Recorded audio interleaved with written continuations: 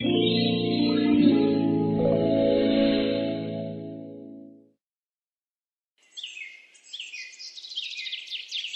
खाना बना रही थी या बीरबल की खिचड़ी जो तुझे इतना समय लग गया? इतने सारे पकवान बनाने की क्या जरूरत थी? कहीं इतना सब खाकर पेट में अपच बन गई तो? ओफो माँ, ये कोई मैदा मैगी पास्ता तो है नहीं जो कि हमारे पेट में जाकर अपच करे। ये सब तो हरे पत्तेदार सब्जियां और दाल चावल हैं जिनसे हमें प्रोटीन और विटामिन मिलते हैं। कुल मिलाकर सारा खाना शरीर के अच्छे पोषक तत्व के लिए सही है। अच्छा ठीक है मेरी डॉक्टर साहिबा, अब खाना भी परोस दे, इस बूढ़े के पेट में चूहे कूद रहे हैं। प्रेरणा टेबल पर बैठे अपने माता पिता को खाना परोसती है। प्रेरणा को खाना बनाने और खाना खिलाने का बड़ा शौक था। प्रेरणा की शादी की उम्र हो चली थी, इसलिए उसके माता पिता उसके लिए एक अच्छे घर का लड़का देखकर उसकी शादी पक्की कर देते हैं। फिर 2 महीने बाद उसकी शादी अनुराग नाम के लड़के से हो जाती है।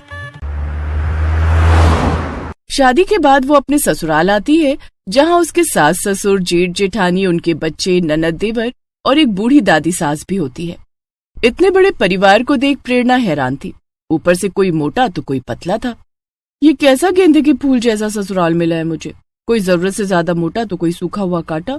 ननद सूखे कांटे की तरह दुबली पतली, ससुर जी का पेट ढोल की तरह फूला हुआ, और इनके पेट पर तो कोई आराम से कप प्लेट रखकर चाय पी ले।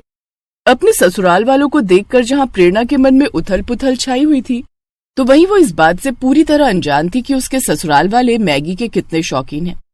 फिर उसकी सास उसका गृह प्रवेश करवाती है और उसको उसकी ददिया सास से मिलवाती है। जुग जुग जियो और सदा सुहागन रहो, दूधो नहाओ पूतो फलो। तभी जेठानी की बेटी रिया अपनी चाची का लहंगा पकड़कर कहती है, चाची चाची मुझे ना मैगी खानी है, आप मुझे मैगी बनाकर खिलाओगे ना? अरे रिया, अभी तेरी चाची थकी हुई है, चल मैं तेरे लिए बॉर्नवीटा वाला दूध बना देती हूँ। नहीं बुआ, मुझे दूध नहीं पीना, वो अच्छा नहीं लगता। मम्मा आप चलकर मेरे लिए मैगी बना दो ना प्लीज। अच्छा कोई बात नहीं, मैं तुम्हारे लिए मैगी बना देती हूँ। वैसे भी मैगी बनाने में 2 मिनट तो लगते हैं। मैगी का नाम सुनकर बाकी सबके मुंह में भी पानी आ जाता है। तभी बूढ़ी दादी सास कहती हैं, भूख तो मुझे भी लग पड़ी है, शादी में ठीक से खा नहीं पाई, दांत जो नहीं है अपने, तू एक काम कर मेरे लिए भी मैगी बना देना। दादी जी आप भी मैगी खाएंगी? मैगी तो मैदा होती है और वो इस उम्र में खाना आपकी सेहत के लिए सही नहीं है। मैं आपके लिए रोटी सब्जी बना देती हूँ। अरे नहीं नहीं बहू, मेरे दांत नहीं है तो वो मुझसे चबाई नहीं जाएगी, तू मैगी ही बना दे, मैं झट से सुड़क लूंगी। प्रेरणा मैगी बनाने जाने लगती है। धीरे धीरे बाकी सभी भी मैगी खाने की फरमाइश करते हैं। बेचारी प्रेरणा अपना लहंगा पकड़कर रसोई में जाती है और सबके लिए मैगी बनाने लगती है। कुछ देर बाद वो मैगी लाकर सबको टेबल पर परोसती है तो सभी ससुराल वाले दोनों हाथों से फटाफट मैगी खाने लगते हैं। उन्हें देखकर प्रेरणा सोचती है, छी, ये तो ऐसा लग रहा है जैसे ना जाने कितने दिनों के भूखे हो। वाह देवरानी जी, बड़ी टेस्टी मैगी बनाई है तुमने तो। सच में भाभी, बड़ी अच्छी बनी है। वो क्या कहते हैं ना, जस्ट लुकिंग लाइक वाओ। जी शुक्रिया। फिर सभी खा पी कर अपने अपने कमरों में चले जाते हैं और प्रेरणा बेचारी सबकी प्लेटें धोने लगती है। उसके बाद अपने कमरे में जाती है जहां उसका पति अनुराग उसका इंतजार कर रहा था। फिर उनकी सुहाग रात होती है। फिर अगली सुबह प्रेरणा नहाकर तैयार होकर अपनी पहली रसोई के लिए किचन में जाती है और सबके लिए तरह तरह के पकवान बनाती है। आज तो सब मेरे हाथ की बनी है मलाई चाप, शाही पनीर, दाल मखनी और मिक्स वेज खाएंगे तो खुश हो जाएंगे, सब अपनी उंगलियां चाटते रह जाएंगे। तभी उसकी सास और जेठानी मैगी के भरे हुए 2 बड़े बड़े बोरे लेकर वहां आते हैं। अरे बहू, ये तला भुना क्या बना डाला, ये सब कोई नहीं खाएगा। लेकिन माँ जी, ये सब पकवान मैंने आप सब के लिए बनाए हैं। उसे कोई नहीं खाएगा, यहाँ सब मैगी खाते हैं। लेकिन कल रात सबने वही तो खाई थी। अरे उसे खाना नहीं, चखना कहते हैं। हमारे यहाँ तो हर रोज 1000 मैगी बनती है, तभी हम सबका पेट भरता है। 1000 मैगी के नाम से तो प्रेरणा को चक्कर आने लगते हैं। हे भगवान, ये लोग इंसान है या राक्षस? खैर मुझे क्या, मेरे लिए तो आसानी है, झट से पानी उबालो, मैगी डालो, बस फिर बन गई मैगी। ऐसा करो, आज तुम प्याज के तड़के वाली मैगी, सूखी मैगी, तरी वाली मैगी, मसाले वाली मैगी और मीठी मैगी बना लो। भैंस की पूंछ, 5 तरह की मैगी खाकर ये कौन सा शक्तिमान बन जाएंगे, पपसी कहीं के। अब वो जल्दी जल्दी अलग अलग चूल्हों पर मैगी के पतीले रखती है। बाहर सभी बार बार घड़ी की तरफ देख रहे थे। कुछ देर बाद वो सबको 1000 पैकेट की बनाई हुई मैगी परोसती है। साथ ही अपने बनाए हुए पकवान भी रखती है, लेकिन उसके पकवान कोई नहीं खाता। सब मैगी पर टूट पड़ते हैं और कुछ ही देर में 5 पतीले चाट जाते हैं। फिर सब अपने कमरे में आराम करने चले जाते हैं और बेचारी प्रेरणा सारे बर्तन और रसोई की सफाई में लग जाती है। इसी तरह अगले दिन भी उसके सभी भुक्खड़ ससुराल वाले उससे मैगी बनाने के लिए कहते हैं। भाभी, आज न जरा चटपटी मैगी बना देना। हाँ, कल नमक मिर्च थोड़ा कम था। ठीक है ननद जी, वैसे आप दोनों भी चलिए ना मेरी मदद के लिए। अरे बस मैगी उबालनी तो है, कौन सा उसमें समय लगेगा। जाओ अब देर ना करो, सब खाने के लिए इंतजार कर रहे हैं। जी जेठानी जी। प्रेरणा रसोई में जाती है तो बाहर से आवाज आती है। और कितना समय लगेगा? जी बस लाई। एक तो ये खुद के सारे रायते की तरफ फैले पड़े हैं, ऊपर से ऑर्डर तो ऐसे कर रहे जैसे मैं बहू नहीं काम वाली हूँ। मसाले खोलते वक्त वो उसकी आंख और नाक में भी चला जाता है, जिससे उसे आंखों में मिर्च और छींकें आने लगती हैं। वो जल्दी से अपना मुंह धोती है, फिर सबको 2 घंटे बाद मैगी परोस कर देती है। इसी तरह रोज रोज मैगी खाने से सबके पेट में दर्द रहने लगता है। किसी को दस्त, किसी को उल्टियां होने लगती हैं। यहाँ तक कि एक रोज रिया की तबीयत काफी ज्यादा गंभीर हो जाती है। साथ ही ददिया सास की हालत भी बहुत गंभीर हो जाती है। उन्हें जल्दी से अस्पताल ले जाया जाता है, जहाँ डॉक्टर उनसे कहता है, देखिए इनकी आंतों में मैदा जम चुका है। इतनी मात्रा में मैदा खाने से लिवर या किडनी आगे चलकर खराब हो सकती है। आप यकीन नहीं करेंगे डॉक्टर साहब, लेकिन मेरे ससुराल में हर दिन 1000 पैकेट मैगी बनती है। क्या आप लोगों को पता नहीं मैदा हमारे शरीर के लिए कितना ज्यादा नुकसानदायक है? आप लोग ये सब छोड़कर घर का हेल्दी खाना खाइए और घर के कामकाज भी करिए ताकि शरीर हेल्दी रहे, नहीं तो एक दिन तबीयत काफी ज्यादा खराब हो जाएगी।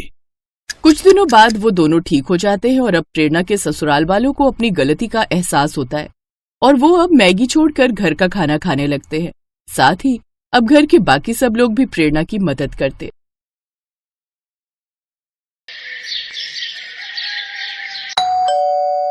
आ गई तू? माँ बहुत भूख लगी है, कुछ खाने को बना दो जल्दी से। बता क्या खाएगी? माँ सबसे जल्दी तो मैगी बनती है ना। मुझे पता था कि तू मैगी ही खाएगी। चल हाथ मुंह धो ले, मैंने पहले से ही बना कर रखी है तेरे लिए। सच में माँ? मैं बस अभी आई फिर तो। ये कहानी है रिया की, जिसे मैगी बहुत पसंद थी। वो हमेशा खाने के लिए अपनी माँ से मैगी ही मांगती थी और जब घर में कोई नहीं होता था तब भी वो खुद मैगी ही बनाकर खाती थी। ऐसे ही वक्त गुजरता चला गया और फिर वो दूसरे शहर जाकर हॉस्टल में रहकर पढ़ाई करने लगी। और फिर एक दिन, हेलो रिया, क्या कर रही है?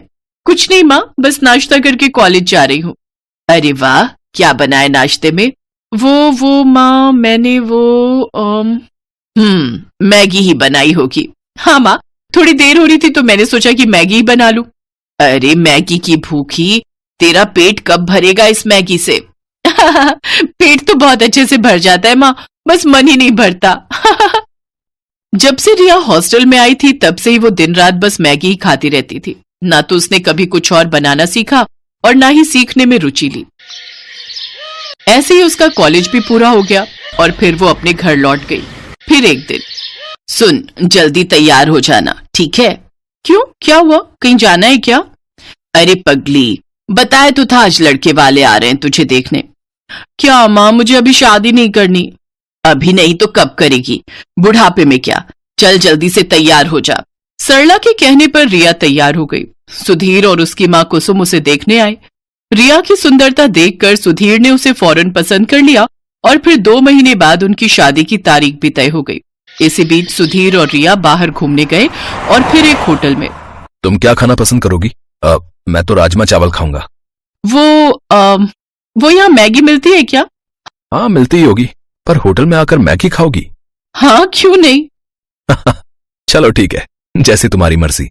उस दिन सुधीर को समझ आ गया था कि रिया को मैगी बहुत पसंद है, लेकिन कितनी ज्यादा पसंद है ये तो उसे मालूम होना अभी बाकी था। फिर उसी शाम, रिया देख अब तेरी शादी होने जा रही है, अपने ससुराल में जाकर उन्हें क्या खिलाएगी? बस मैगी? अरे कुछ तो खाना बनाना सीख ले, वरना तेरी सास तुझे धक्के देकर घर से बाहर कर देगी। हाँ माँ, कल से मुझे खाना बनाना सिखा देना, ठीक है? रिया को कभी खाना बनाने में इंटरेस्ट नहीं आया। उसने जब बहुत आसानी से अपनी माँ को कहा कि वो कल से ही खाना बनाना सीखेगी, तभी उसकी माँ समझ गई थी कि वो जरूर कोई तिकड़म भिड़ा रही है।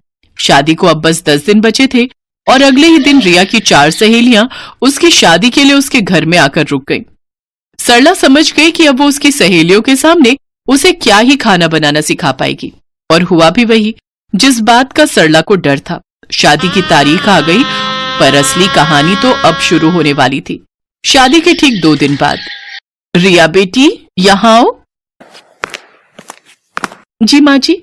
हमारे यहाँ रिवाज है कि नई बहू दूसरे दिन खाना बनाती है। आज सुधीर के फूफा जी और मौसा जी खाना खाने आएंगे, तो तुम एक काम करो, 3-4 तरह की बढ़िया सब्जी वगैरह बना लो।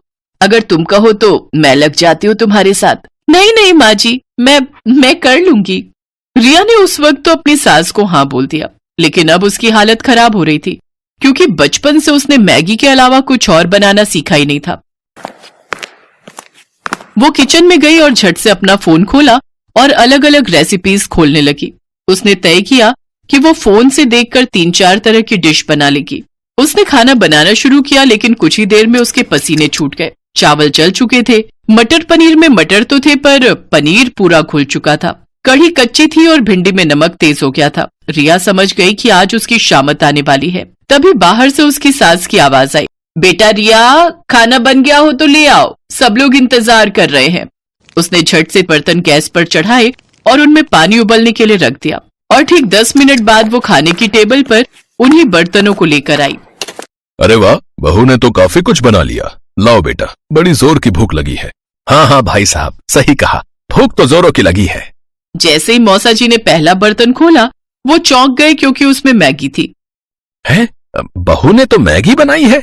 दूसरा बर्तन खोलिए भाई साहब, उसमें होगा कुछ। मौसा जी ने जब दूसरा बर्तन खोला तो उसमें भी मैगी ही थी।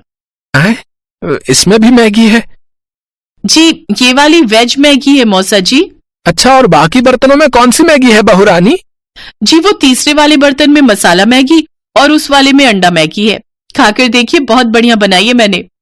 रिया की बात सुनकर उसकी सास कुसुम ने अपना माथा पीट लिया और उधर सुधीर के फूफा जी और मौसा जी एक दूसरे का मुंह ताकने लगे। लेकिन रिया ने इस घटना के बाद भी खाना बनाना नहीं सीखा। उसकी सास कुसुम ही सबके लिए खाना बनाती थी। फिर एक दिन कुसुम खाना बनाते हुए अचानक किचन में बेहोश हो गई और फिर अस्पताल में। देखिए, अब इनकी उम्र हो रही है, बेहतर है कि ये ज्यादा से ज्यादा आराम करें, और हाँ, खाने में इन्हें हेल्दी फूड दीजिए, जैसे सूप, पनीर, दूध, दही, अंडे से बनी चीजें। घर का खाना खाएंगी तो जल्दी से ठीक हो जाएंगी, वरना कमजोरी बढ़ती ही जाएगी और फिर बड़ी मुश्किल हो जाएगी। रिया और सुधीर कुसुम को घर ले आए, लेकिन रास्ते भर ना तो कुसुम ने और ना ही सुधीर ने उससे कुछ कहा। फिर अगले दिन जब कुसुम सोकर उठी तब, चलो अब फटाफट सबके लिए नाश्ता बना देती हूँ। जैसे ही कुसुम किचन में जाने लगी तभी रिया उसके पास आई। उसके हाथों में पराठे और सब्जी थे और आंखों में आंसू। पराठे जले हुए थे और सब्जी कच्ची थी।